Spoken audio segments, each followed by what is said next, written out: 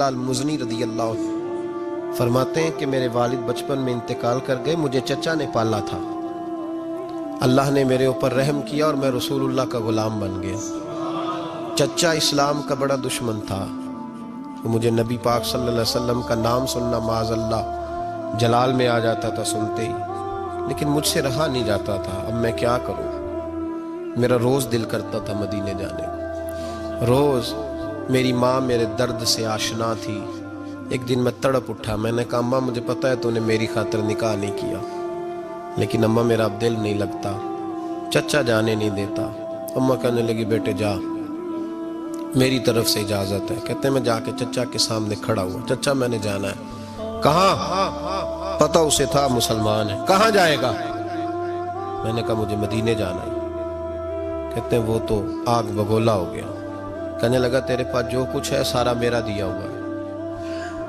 تو میں نے کہا چچا رکھ لے، کہا جیبوں میں جو ہے وہ بھی نکال دے۔ کہتے میں نے رکھ دیا۔ پھر جلال میں کہنے لگا یہ جو تو نے کپڑے پہنے یہ بھی میرے ہیں۔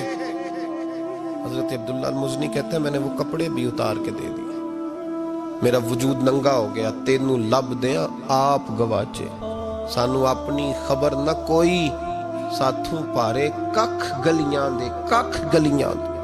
سانو آخ دے لوگ شدائی، کیونکہ اسی ننگ نموس دا ساڑ کے چولا، گل پہنے تاج گدائی، آزم اپنا آپ گوایا ہے تا یار نے چاہتی پائی۔ فرمانے لگے میں اماں کے پاس گیا اور جا کے کہا اماں پہلے بھی تو میں ایک دن ننگا پیدا ہوا تھا، تو نے کپڑے دیے، پھر ننگا ہو گیا ہوں، کپڑے دے۔ کہتے اماں نے 2 عورتوں والے لباس دیے، وہ پہن کے میں مدینے پہنچا۔ میں بڑی غربتوں میں آیا تھا، میں دیہاتی تھا، مجھے کچھ کرنا نہیں آتا تھا، پر مجھے یوں لگتا تھا کہ مدینے میں سب سے زیادہ عزت میری ہے، سب سے زیادہ۔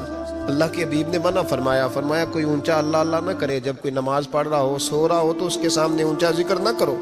کہتے میں ایک دن اونچا ذکر کر رہا تھا، اونچا میں ذکر کر رہا تھا، کیونکہ عشق لگا سی کھیڈاں کھیڈ دی نوں، تے مینوں کھیڈاں بھل گئیاں۔ میں کجل پایا سی یار دے ویکھنے نوں، پھر او دی یاد وچ روندیاں ہی ڈل گئیاں۔ حیدر شاہ اس گلی کدے نہ رول دی، پر ہن تے رول گئیاں۔ کہتے میں اونچا ذکر کر رہا تھا تو حضرت عمر فاروق رضی اللہ تعالیٰ عنہ نے ڈانٹ دیا، فرمایا تجھے نہیں پتا حضور نے منع کیا؟ تو عمر نے ڈانٹا تو میں چھپ کے بیٹھ گیا کونے میں۔ حضور آئے نا نماز پڑھانے تو محبوب نے پتہ کیا وہ عبداللہ کدھر ہے؟ کہتے میں کونے میں تھا، حضور نے فرمایا کیا ہوا؟ تو میں رو پڑا، میری عزت بڑی تھی نا مدینے میں، کبھی کسی نے کچھ نہیں کہا تھا۔ نبی کریم نے فرمایا کیا ہوا؟ عرض کی حضور کچھ نہیں۔ پھر بھی بتاؤ؟ کہتے میں رو پڑا، میں نے کہا یا رسول اللہ میری غلطی تھی تو سیدنا فاروق اعظم نے ڈانٹ دیا ہے۔ فرمایا ہوا کیا؟ یا رسول اللہ میں اونچا ذکر کر رہا تھا، اور بات بھی ٹھیک ہے، کچھ لوگ قریب نماز پڑھ رہے تھے، حضرت عمر نے منع کیا۔ نبی کریم علیہ السلام نے فرمایا بلاؤ نا ذرا عمر کو، بلاؤ نا عمر کو۔ جناب عمر آئے تو حضور نے فرمایا عمر میرے عبداللہ کو کوئی نہ ڈانٹے، کسی ان پڑھ سے، کسی دیہاتی سے، کسی بھولے سے انداز دیکھے حضور کا، اسے کوئی نہ ڈانٹے۔ پھر حضور نے فرمایا تمہیں پتہ ہے یہ میرے لیے کتنی تکلیفیں برداشت کر کے آیا؟ صحابہ فرماتے ہیں یہ خوش نصیب ہے جس کی روح بھی محبوب کے ہاتھوں میں نکلی۔